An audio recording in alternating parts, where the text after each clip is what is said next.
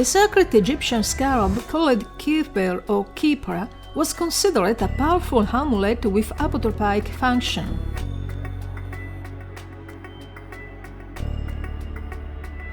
It was a symbol of eternal rebirth, renewal, epic changes.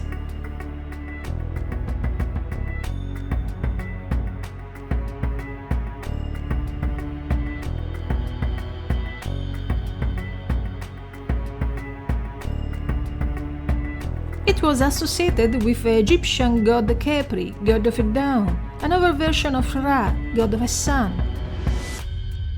He was represented as a male human being with a scarab head, but also as a full-figure scarab.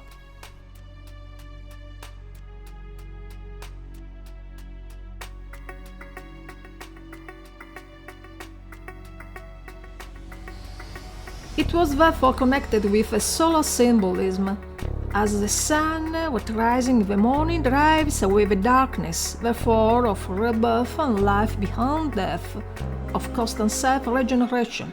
The Egyptians thought that all the scarabs were male. The scarab has the habit of carrying a ball of dung with its find while wandering, and then taking it to its lair where it will lay an egg, from which another specimen will come out. This behavior was symbolically interpreted with the burial of a corpse that is buried in the earth, but already carries within itself the new egg spirit that will be reborn in another life in the afterlife. Furthermore, when it was depicted with his wings folded, it represented the neophyte who was about to learn. If the wings were open, it became a symbol of the initiated who took flight towards knowledge, related to Ammon, the winged solar disk.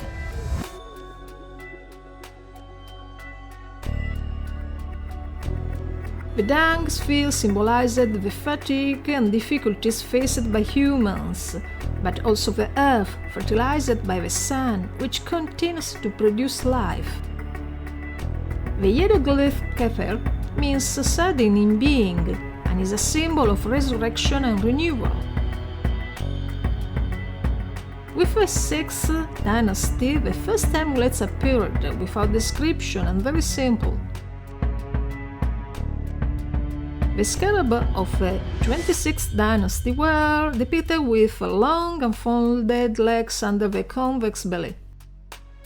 The most frequent color of the scarabs was black, the color of fertility, but those made of greenstone, such as Chalcedonian glazed steatite, as a symbol of Osiris, were considered more effective talisman.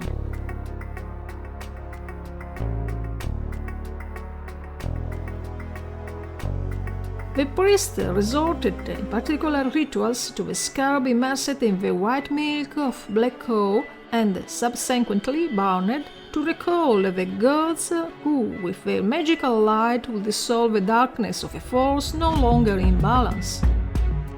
It was also used by official Anite hierarchies as a seal, often mounted on a ring, bearing the name of honor or of a sovereign if they worked in his state, to seal documents and for everything that had to remain well kept. For Egyptian soldiers, scarabs set in rings were a symbol of protection, strength and courage.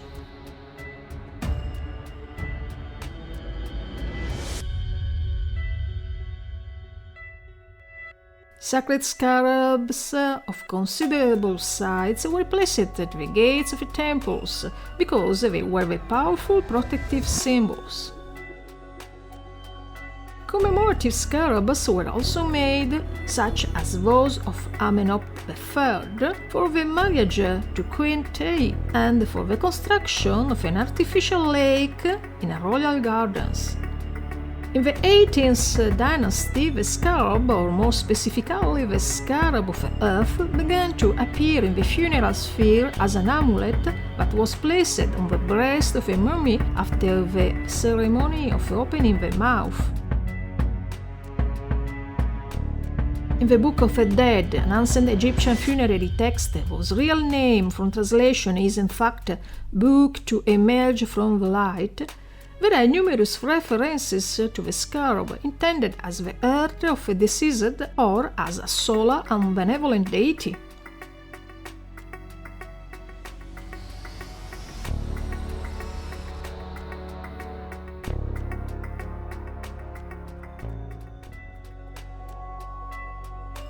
For the Egyptians, the earth was the center of divine strength or spirituality.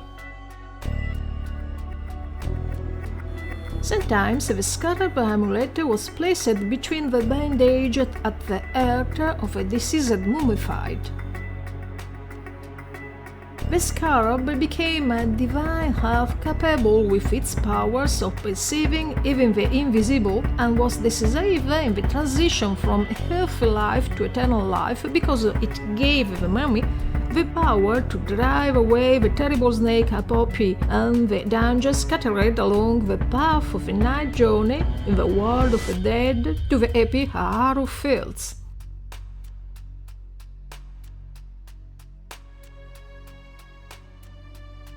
The hieroglyphics of a text taken from the Book of the Dead were engraved in the lower part and in particular a passage from chapter 30 called the Formula of a Scarab of the Earth, and for this reason the dimensions were larger than the generic amulet. The formula recited by the priest during the funeral rite blocked the earth that could not testify against the deceased in the presence of Osiris and the 42 deity in the Hall of the Two Truths during psychostasis.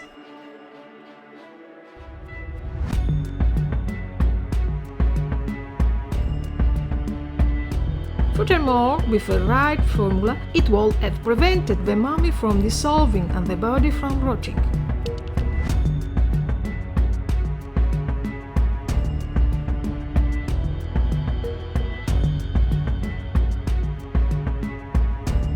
The scarab of the earth could also be used in life and was generally worn as a necklace on the neck and then inserted into the grey at the end of existence. He was therefore a messenger between the earthly and celestial dimension, a vehicle of prayers and hopes behind visible reality, guarantor of eternal renewal and immortality.